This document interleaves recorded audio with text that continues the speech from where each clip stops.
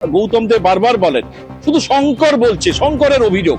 সেক্ষেত্রে আপনি তো পাশের বিধায়ক, সেক্ষেত্রে আপনার অভিযোগ হারিয়েছে। আমার অভিযোগ মানে এনার এই মেয়র যিনি আছেন না, উনি আমি মেয়র বলে মনে করি না, ওনাকে ময়ূর বলে মনে করি।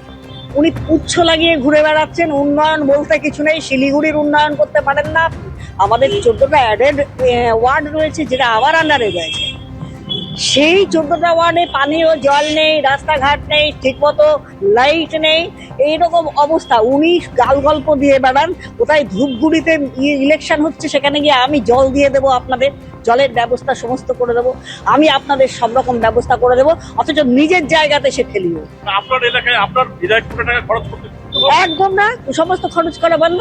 কোনো জায়গায় খরচ করা যাচ্ছে, বিরোধীদের করতেই দেওয়া যাবে। নট অনলি দ্যাট, এটা শুধু এটা যে তা নয়, কেন্দ্রীয় সরকার থেকে সমস্ত কিছু মানে কি বলবো, রেলমন্ত্রী দ্বারা পুরোপুরি মানে সিলেকশন করা এবং সমস্ত কিছু টেন্ডার হয়ে যাওয়া, পাশ করা।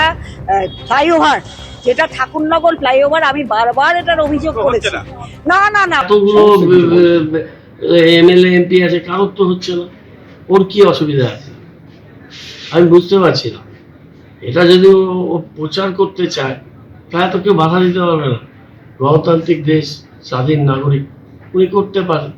আর যদি সত্যি কাজ চান তাহলে ওনার উচিত যে বসে নিয়ে এটা ঠিক করা। কোনো কাজ যদি নদীর ধারে হয়, ইরিগেশন যদি সেখানে আপত্তি থাকে, রেলের জমিতে রেলের এনওসি নিয়ে দেওয়া উচিত। আমি যতটুকু বুঝতে পারি আমাদের এখানে বোধহয় এরকম ছিল। তাও তো রেলের জায়গাতেও দু একটা আমরা শৌচাগার করে দিয়েছি।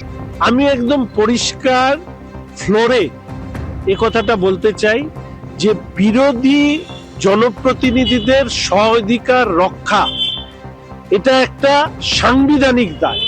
মানুষের কাছে এসছি, রাজ্যের বিরোধী জনপ্রতিনিধিদের হেনস্থা, তাদের কাজে বাধা দেওয়া এবং এক শ্রেণীর সরকারি আমলা তারা যেভাবে বিরোধী দলের জনপ্রতিনিধিদেরকে হেনস্থা করে তার বিরুদ্ধে সোচ্চার হতে এবং আমরা যাদের কাছে দায়বদ্ধ সেই জনগণের কাছে পুরো বিষয়টিকে তুলে ধরা যে এই রাজ্যে শুধু আইনের শাসন নেই, এই রাজ্যে বিরোধীদেরও কোনো গণতান্ত্রিক অধিকার নেই জনপ্রতিনিধিদের কাজ করবার।